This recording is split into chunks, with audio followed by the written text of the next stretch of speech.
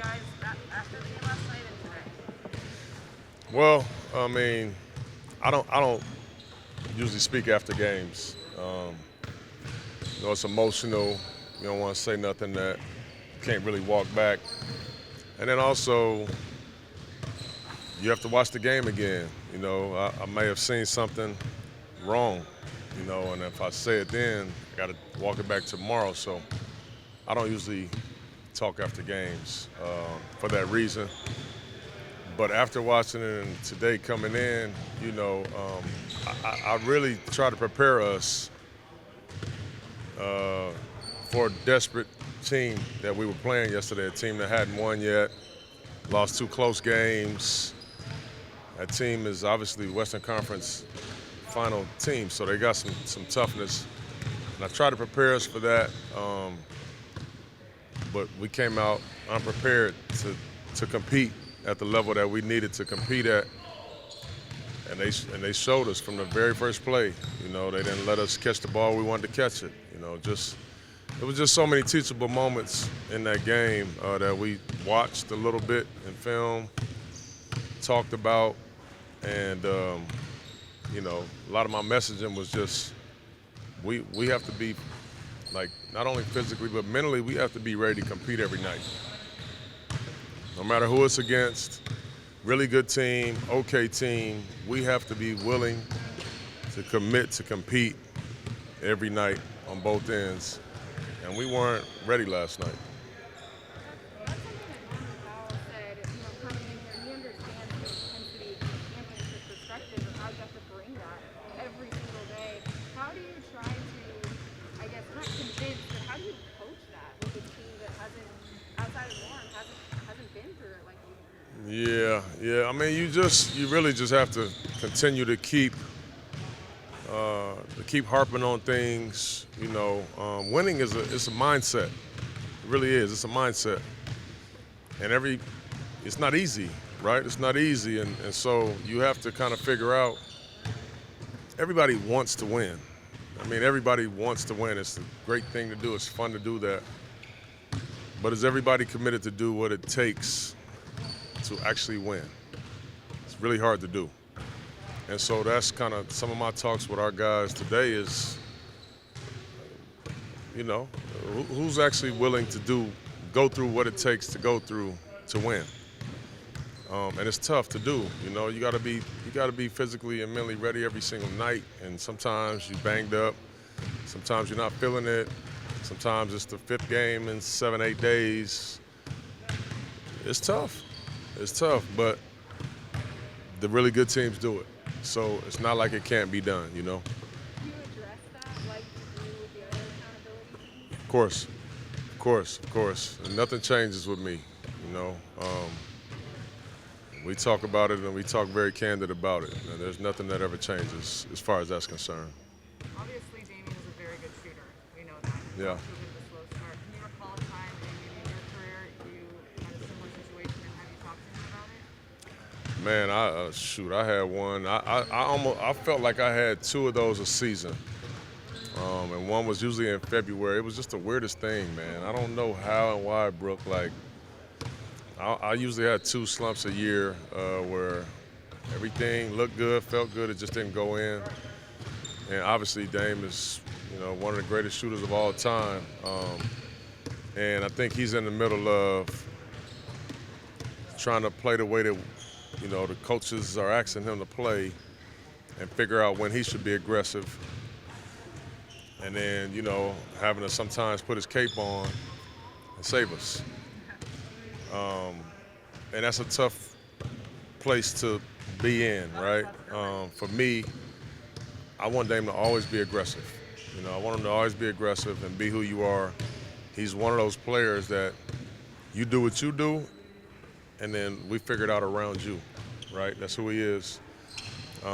He's that type of greatness that he has. So he's such a good teammate. He's so unselfish, and he's just all in and trying to play the right way that sometimes he throws his rhythm off trying to do so. But that's one person that I don't worry about at all. He was saying earlier when he was talking to us that he thinks, when you watch back the film, he thinks he's playing the game really well, just not making I agree. I agree. I mean, he's doing everything that we're asking. Like, when teams come and double on him, he's getting off of it. You know, teams are helping. He's getting off of it at the right time. He's kicking the ball up. You know, he's doing all the things right. He's simply just not making shots. And some of his shots, he's a really tough shot maker because he's going to see so much, you know, so many different coverages and so many different people converging on him. But he still makes those shots. And because of his greatness, we feel like he's going to make it if it's 3 people on him. You know, that's just what we feel about Dame Lillard. The 30 turnovers last night. I know that a lot of times coaches will say, like, it's an aggressive turnover, like, we don't love it, but you can kind of live with it. Were there any of the, did you feel like you could live with any of them last night, or were they all bad, or were they coming from a place where guys were trying to do the right thing? I mean, it was embarrassing is what it was. It was embarrassing. I haven't been a part of maybe in my long career where I've been a part of a game on either side where it was 30 turnovers. I mean, that's really kind of hard to do. And we did it, you know, and I felt like, for instance, I don't think the Clippers made shots. I mean, we might get beat by 70 if they make shots, turn over 30 times. And it was it was a lot of unforced stuff. It was a lot of, like, it's not actually open, but we're trying to thread the needle. Just things that you don't really have to do, you know. There were probably 17, 18 of those. Those things kill you, man. You're on the road playing against a team that when they turn them over, they go. It's tough. You're never going to win a game. You're never going to win a game like that. Damian talked a little bit about how the Clippers were taking away certain things and not letting you guys get the ball where you wanted to. Obviously, they probably watched the finish, and that you guys just failed to go to the next level of the offense and then got sloppy. We got impatient. But, you know, you give them credit. You know, they picked up our best player full court every time, you know, and that's some of the things that we talked about today. They picked up Dame every time, full court.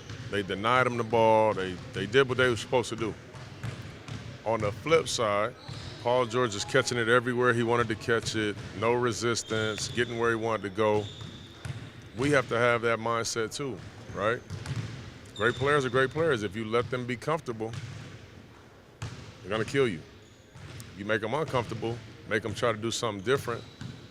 You most of the time, you know, you have your way, and that's what they did to us, and that's what we did not do to them. And so those are the things more of the things that we talked about today. Tony back practicing? Huh? Tony back practicing? No, but he's progressing though. He's getting better though. Norm, I think he's getting better as well. I'm not sure on Norm, but we'll see.